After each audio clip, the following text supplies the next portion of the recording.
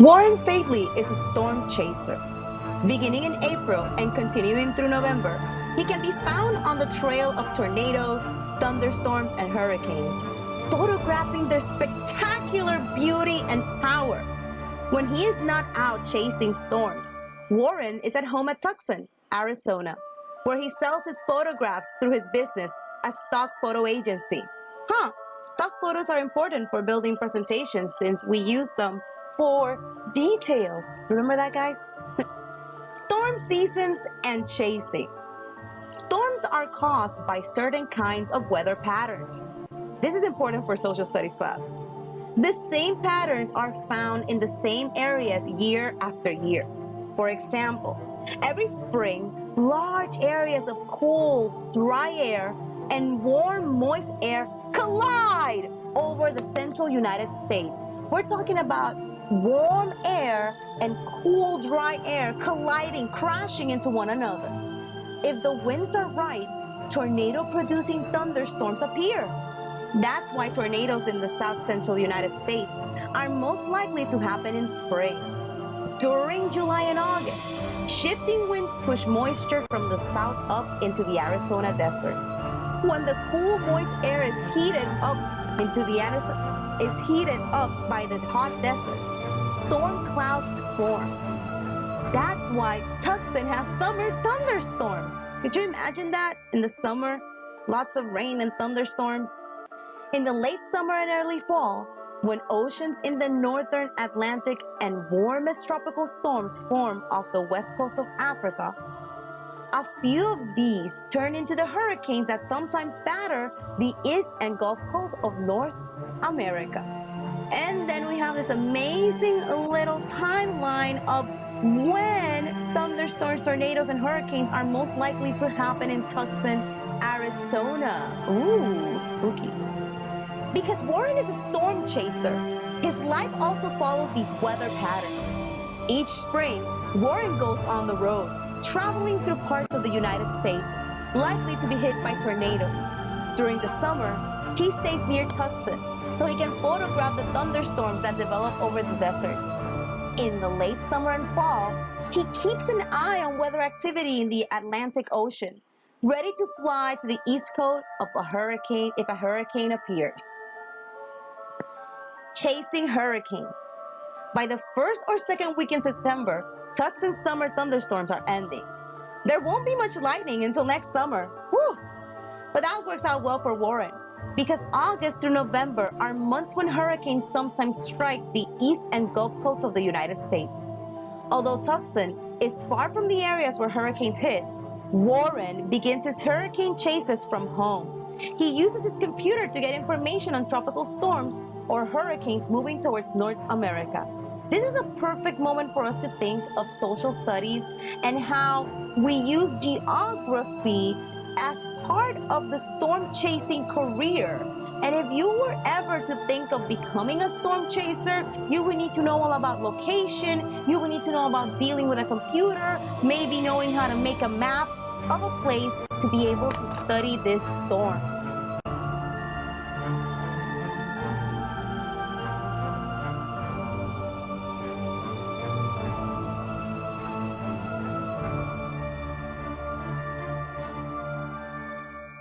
And so as the story moves on, we know that Warren is being interviewed and he says, I can go out looking for a hurricane or watch one develop like I can with tornadoes and lightning. When a hurricane is forming, I look at satellite pictures. I listen to weather forecasters talk about it, and I pay attention to what scientists and meteorologists think of the hurricane is going to do. Hurricanes' paths are very hard to predict. Often a hurricane will roar right up to the coast and then stop and go away. This has happened in Puerto Rico. So I want to be sure that I'm going to have a storm to photograph before I travel all the way to the East Coast, says Warren. When weather forecasts predict that a hurricane will strike the eastern United States, Warren flies to a city near the place the storm is expected to arrive. Flying is faster than driving, Shadow Chaser. Ooh, you guys know his special vehicle? All the way from Tucson. Besides, a vehicle would not be safe during a hurricane. So Shadow Chaser isn't used when he's trying to photograph hurricanes. Branches, boards, and other loose materials carried by hurricane winds quickly shatter windows and damage any cars left outside. This is a perfect time to pause, look at those videos, and talk about these vocabulary words, teacher. Hurricanes are the only type of storm where I'm shooting destruction in progress.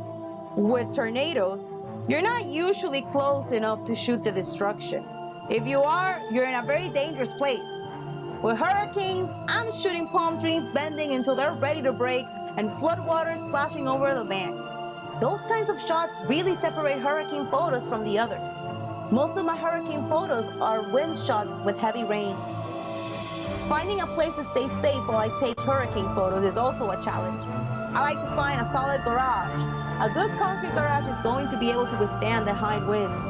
Another danger with hurricanes is that the powerful winds can lift the seawater and carry it a long ways inland. This is what we call a storm surge. A storm surge, teacher? I wonder if that's part of the vocabulary. Yes, go check it out. And it's like flood from the ocean. When you're picking a spot to stay during the hurricane, you need to have some idea of how high the storm surge might be and how far inland it's going to go.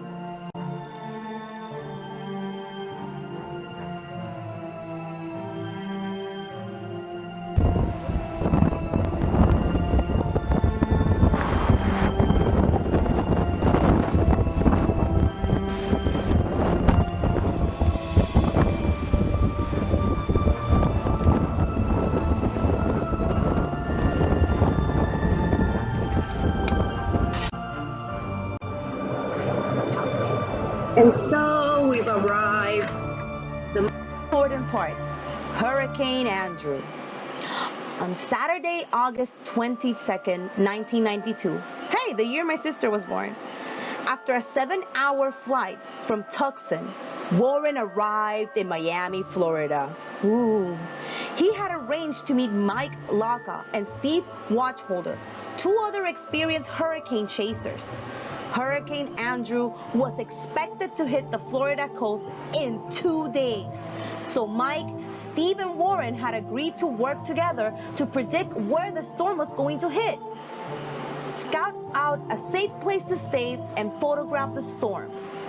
When Warren arrived, the three compared notes.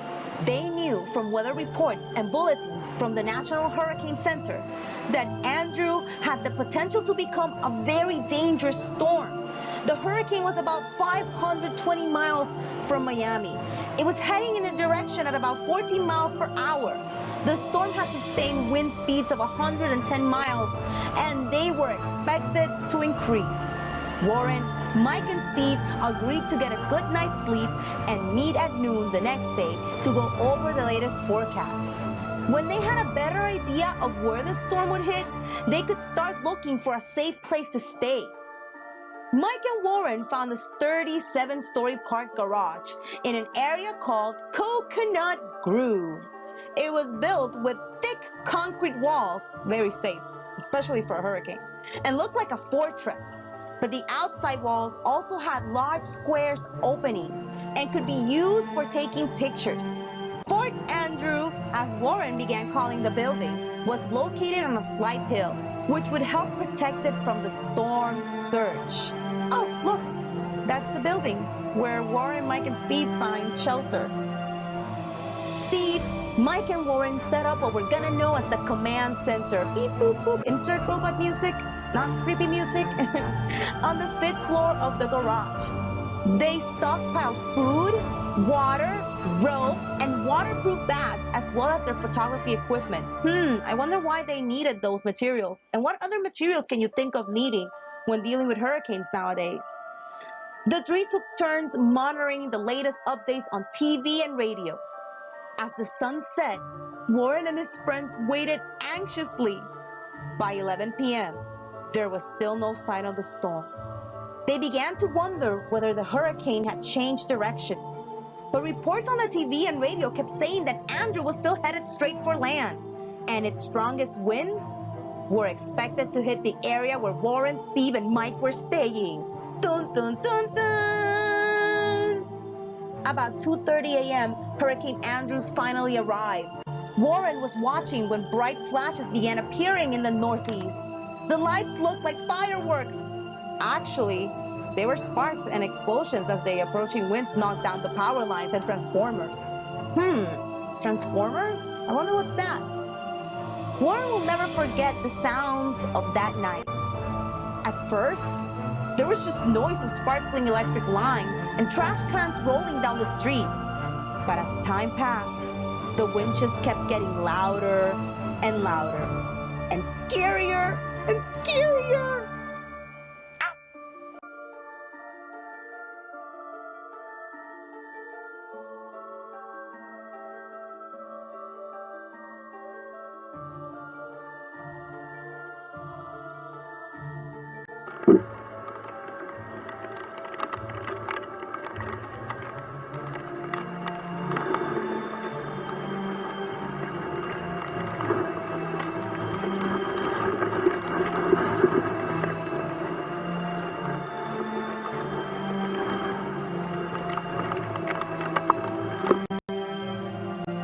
During the next hour, Steve and Warren tried several times to measure the wind speeds with an instrument called an anemometer.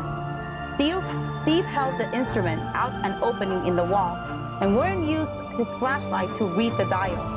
When the wind reached 65 miles per hour, they gave up. "I can't hold on anymore!" Steve called above the howling winds. "It's too dangerous! I can't hold on!" The winds were carrying raindrops sideways through the air.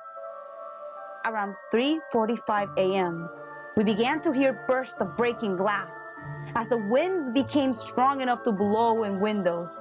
Sometimes the crack of breaking glass was followed by a tinkling sound like wind chimes as the wind blew the broken glass along the streets. Inside the garage, car alarm sirens wailed as cars were hit by blasts of wind. Later, even the sound of alarms and the crack of breaking glass disappeared in the roar of the hurricane's winds. As the winds wailed in the darkness, Warren wondered how he was ever going to get any pictures. He worried that by the time it became light, the hurricane winds would have died down. He worried about missing the chance to see what was going on outside. About 5:15 a.m., the hurricane winds reached their peak. The parking garage began to shake. Wind slammed into the concrete walls with the force of bombs. Large sprinkler pipes fastened to the ceiling in the garage began to work their way loose. Several pipes collapsed and fell to the floor. Now the winds were blowing so hard inside the garage that it was impossible to walk even a few feet in areas that weren't blocked by walls. The roar of the wind turned into a sound like the constant blast of jet engines.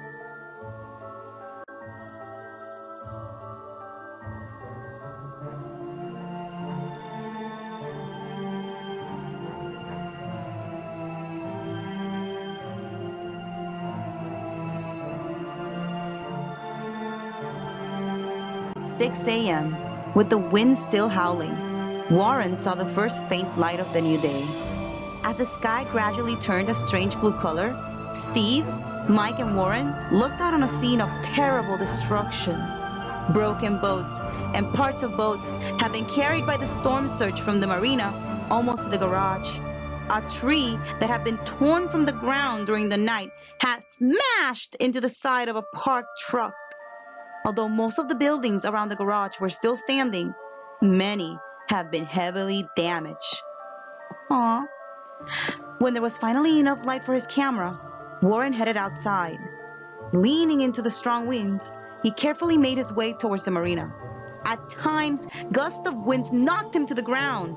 Wreckage from boats and buildings were still flying through the air. Warren took pictures of the wind bending, the trees near the marina, and the broken boats on the shore. Warren continued walking along the beach, shooting more pictures as the sky turned light. After about an hour, the wind began to quiet, and the rain became more gentle. Now, Warren began to wade carefully towards the marina, taking more pictures of the wreckage ahead of him. Other people were arriving to look at the damage and see if their boats had survived. After a tour of the marina, Warren went back to the beach. It was littered with boat parts, clothing, and dead fish. There was even a photo album open to a wet page. More and more people arrived to see what remained of their homes or boats. Warren finally returned to his motel, where he slept for 10 hours. The next day, when he drove back to Miami Airport, his camera bags were filled with rolls of exposed film. His arms ached where the wind had slammed him into a railing after he left the parking garage. Still, as the airplane took off from Miami, it was hard for Warren to imagine that 2 nights earlier, he had been watching, listening to, and photographing the destructive winds of Hurricane Andrew.